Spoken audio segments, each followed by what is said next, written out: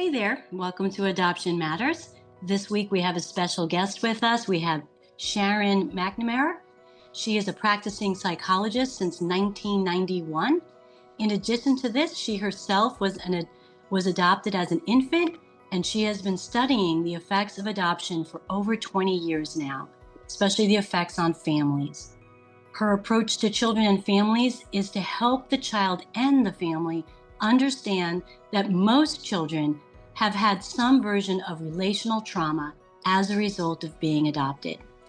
And by accepting this as a starting place, the adoptive parents can understand better how an adopted or foster child may have different reactions to so-called normal parenting practices. We welcome Sharon. Sharon, it's a pleasure to have you here today. I can't tell you in my own experience how many times I have encountered adoptive couples who might say that their child has ADHD. And that was always a big trigger for me. It was this label that was a way to fix, or it seemed as a way to explain maybe behavior. So I'm really excited to have you open up this conversation about I think we're going to be speaking a little bit about rejection and how that can show up in different ways. And I believe so much that having an understanding can give you the ability to have the right tools to work with. So, as we are getting ready here today, can we start off, Sharon, by maybe telling a little bit about some of what you have seen in your practice? Yeah.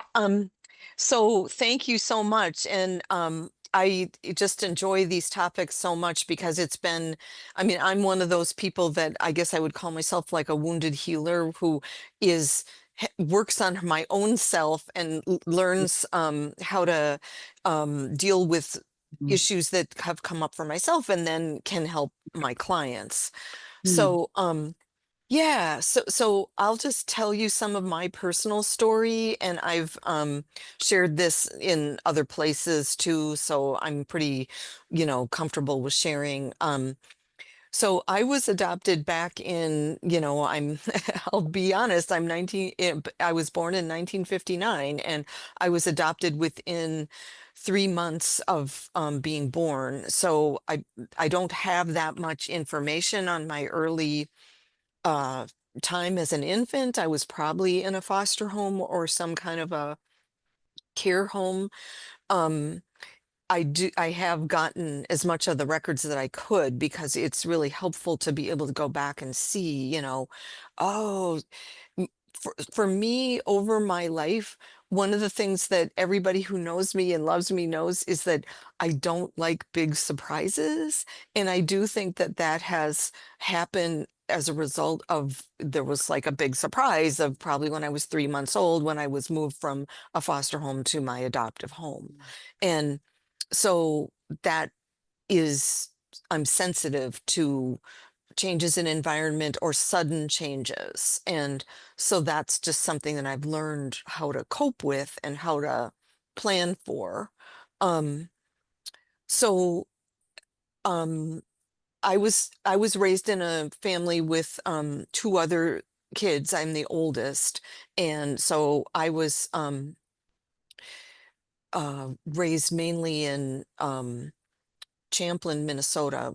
My parents had a house, and so my mom and dad had infertility as a adoptive parents, and sadly back then they didn't really talk to adoptive parents about how to work through your own issues of uh, grief and loss over not being able to have a biological child of your own. So my parents did do a lot of comparing of, me to my cousins or, because I knew that, I mean, right away, the cousins looked more like my parents than I did. And so there's that sense of growing up knowing that you're somewhat like different or an outsider. And I was this, it was the same race adoption, but there were definitely differences in um, genetics between me and my parents.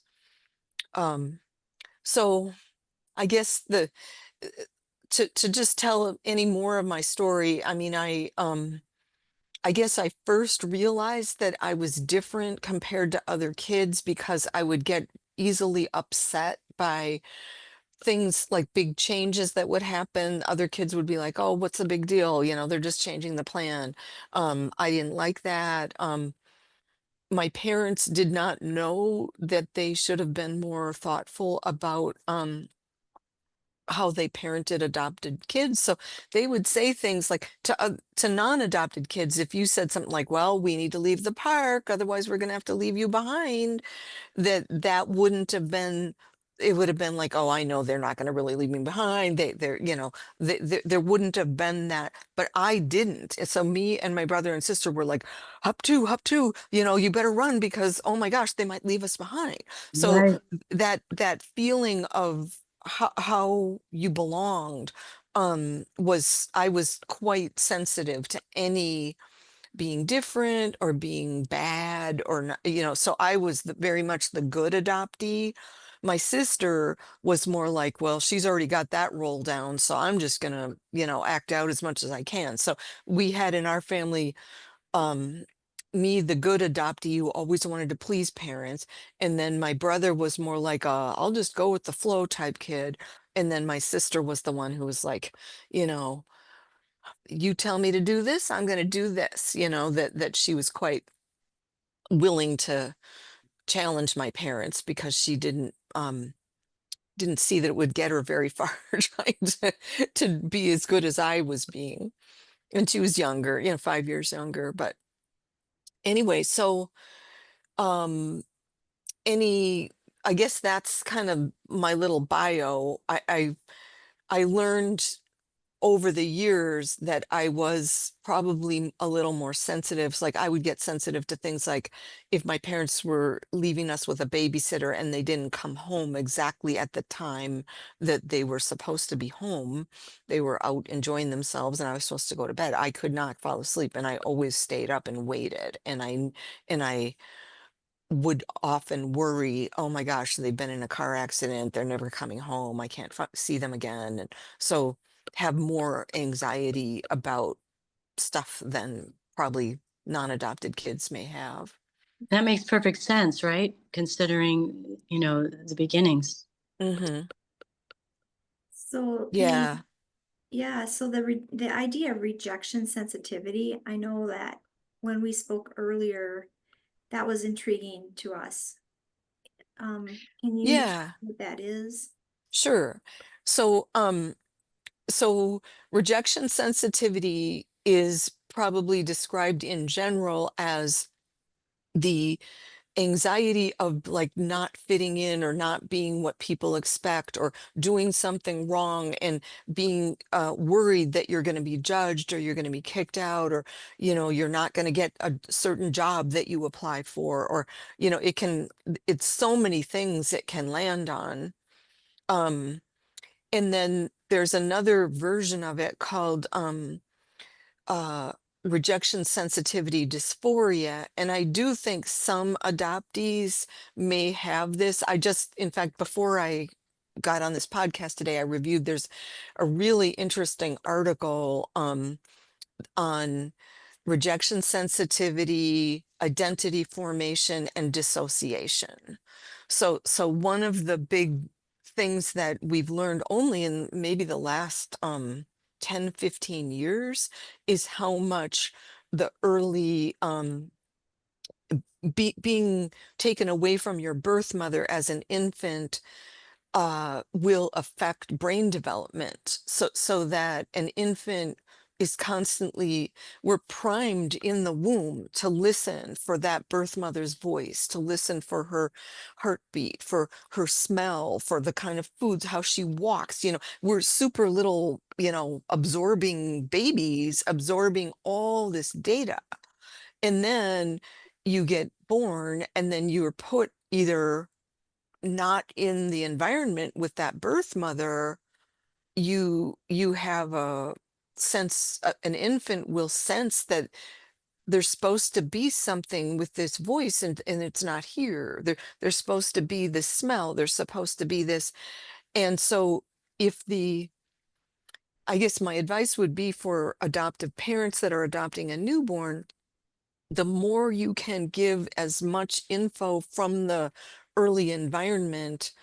Like they say things like if a baby's coming overseas from China and they've had a certain smell that was surrounding them, to bring that with you when you bring your baby home so that they can have that reassuring smell. They can have that whatever it is, a song or and as a therapist, I've worked with quite a number of international adoptees who talk about I mean, some international adoptees are adopted old enough that they had language at the time of their adoption, and they were um, saying things like, why can't I go back to my home, or what, and the adoptive parents, if they are, you know, able to, can get translators or people to help.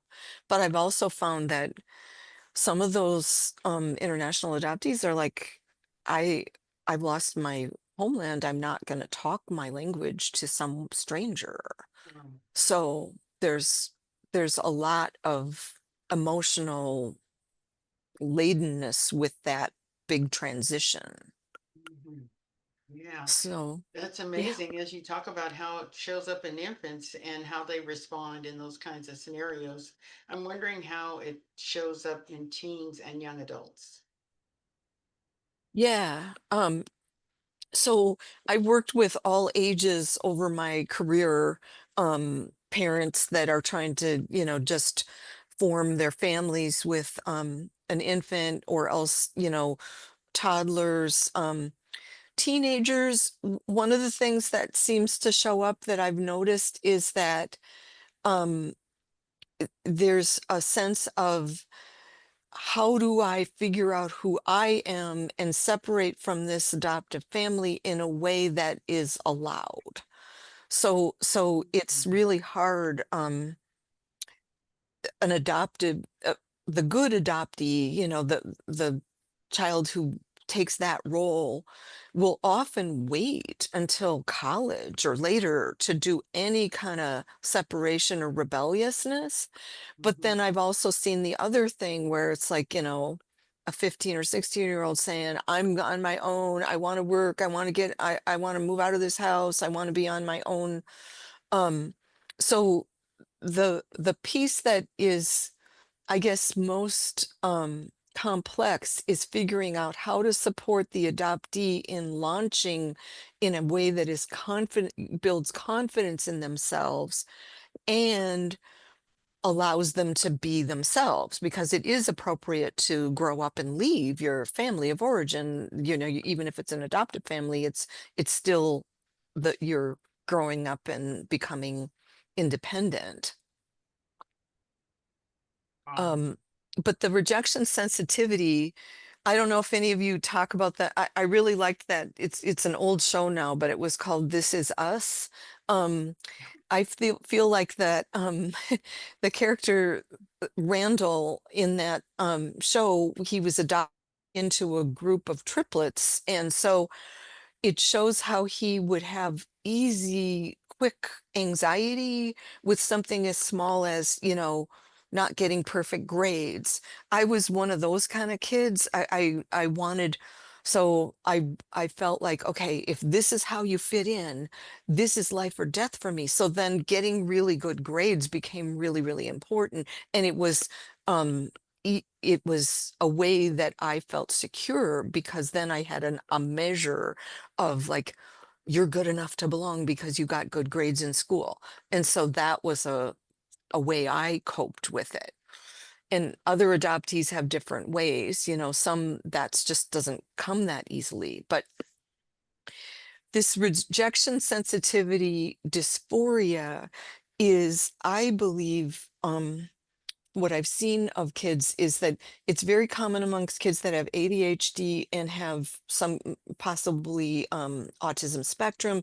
And with adoptees, it's really hard to know, is this a trauma related brain issue, or is this a genetic related brain issue? Sometimes you really can't even get at that, because and frankly, the treatment is very similar. It's just Yeah. teaching the person to learn how to be in their body, to calm their brain down so that they don't have to space out or go away or lose track of what their attentional goals are. And what are some ways that you work with your clients to achieve that?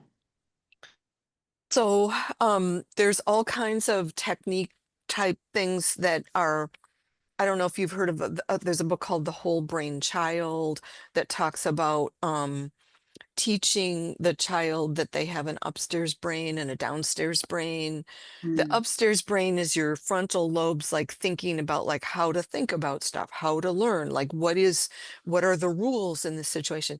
The downstairs brain just reacts and just says, there's something bad, I feel bad, and then just takes over. So you have to teach them, when your downstairs brain has taken over, you may have to do some skills to re-regulate yourself. Like you might have to do,